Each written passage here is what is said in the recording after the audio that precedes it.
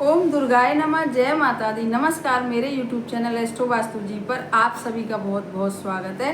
और 2 मई से लग गया है ज्येष्ठ का महीना, और ज्येष्ठ का महीना भी बहुत ज़्यादा पावन और बहुत ही ज़्यादा पावरफुल होता है। जैसे बैसाख का महीना निकल के गया है, इसमें खरमास भी आएगा जो 17 मई से 15 जून तक रहेगा।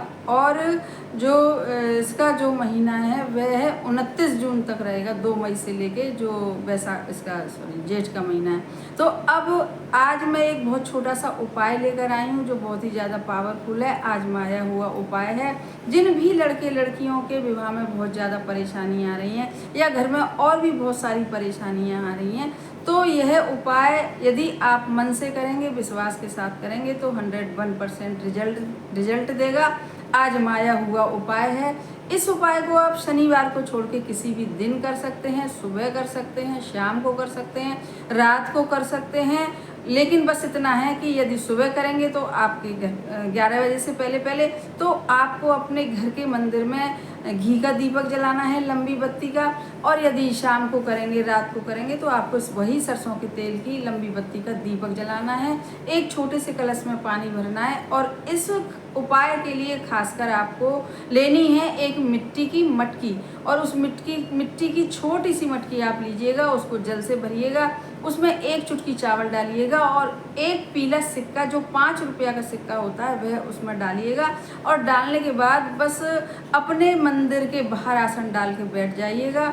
और जिस भी दिन के आप करेंगे तो उसी देवता के निमित्त आप इसे करिएगा। जैसे सोमवार को करेंगे तो शिव जी के निमित्त, मंगलवार को करेंगे तो हनुमान जी के निमित्त, बुधवार को गणेश जी या माता रानी, बृहस्पतिवार को विष्णु भगवान, शुक्रवार को माता लक्ष्मी या माता रानी और रविवार को सूर्य देव। तो आपको बस अपने घर के मंदिर के बाहर आसन डाल के बैठ जाइएगा। और जो मटकी में जो जल है और 1 चुटकी चावल है और एक पीला सिक्का है, उसको हाथ में उठा के माताएं कर रही हैं तो अपने बच्चों के निमित्त उन्हीं बार के उन्हीं देवता से करिएगा जिस दिन आप कर रही हैं। और प्रार्थना करिएगा, कहिएगा कि हमारे बच्चों के विवाह में जो भी परेशानी आ रही है, जो भी रुकावट आ रही है, जो भी कारण बन रहा है, जो भी दोष है, तो आप उन दोषों को दूर करके हमारे बच्चों के विवाह जल्दी से जल्दी संपन्न हो। और यदि लड़के लड़कियां कर रहे हैं तो उनको इन सब चीज़ों की ज़रूरत नहीं है, वे अपने लिए प्रार्थना करें। और जो भी प्रार्थना जैसे अभी माताओं के लिए बताई है वैसे ही करें कि हमारे विवाह में बहुत ज़्यादा परेशानी आ रही है, तो आप हम पर कृपा करिए और हमारे जो विवाह रुके पड़े हैं या जो भी कारण बन रहा है तो उसको दूर करके जल्दी से जल्दी हमारे विवाह संपन्न हो जाएं। ऐसा आप प्रार्थना करिएगा।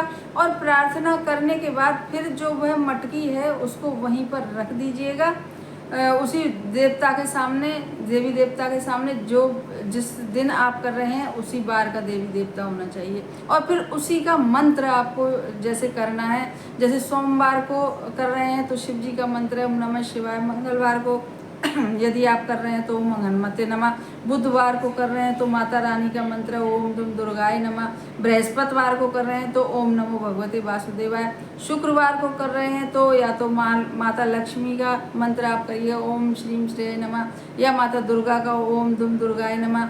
रविवार को कर रहे हैं तो ओम सूर्याय नमः या ओम घृणी सूर्याय नमः। मंत्र मिल जाते हैं, आप देख लीजिए, लिखे होते हैं, इनकी सब पुस्तकें आती हैं।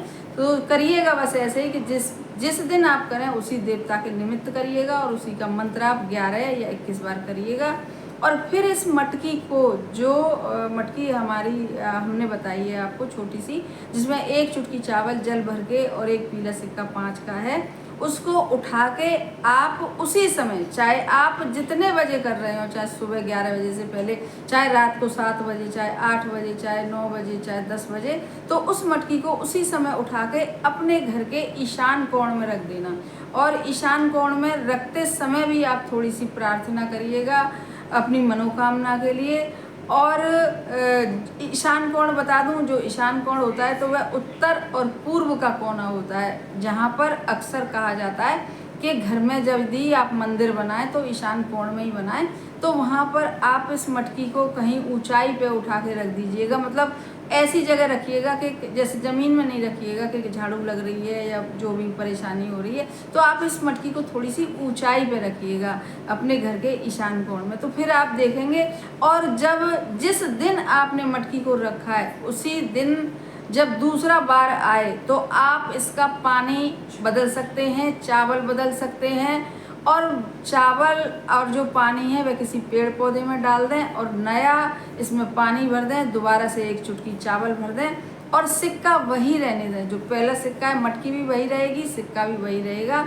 और बस जो आपको बदलना है, जैसे आपने सोमवार को मटकी रखी तो आने वाले जो दूसरा सोमवार आएगा उसको आप मटकी का जो पानी है वह जल, चावल है, जल अपने पेड़ पौधों में, या उस मटकी का पानी है तो आप अपने मेन गेट के दोनों साइड भी डाल सकते हैं, या अपने घर से दूर ले जाके कहीं पे बड़ा पेड़ है वहाँ भी आप डाल सकते हैं। जैसा आपका मन हो आप करिएगा, और इस उपाय को बड़ी श्रद्धा, भाव और विश्वास के साथ करिएगा।